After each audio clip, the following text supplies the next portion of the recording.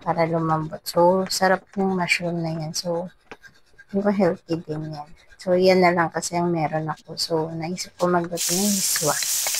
So, kahit sibuyas at bawang wala na. So, yan na lang. Bilisa ko na lang yung mushroom. Medyo na din yung repolyo.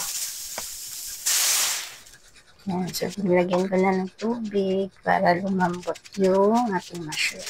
So, nag-add na din ako dyan ng mga pampalasa. Asin, tsaka yung MSG. Then, inad ko na. Nung kumulo na, inad ko na yung miswa. So, may tira pa din. So, yung miswa ko nakaraan pa yung isang balot yan. So, madami siya. Kaya, mga 4 na luto ko ata yan. Yan na yung last. So, mag-isa ka lang naman kasi. So, naglan ko ng konting tubig pa. That's all. Thank you so much.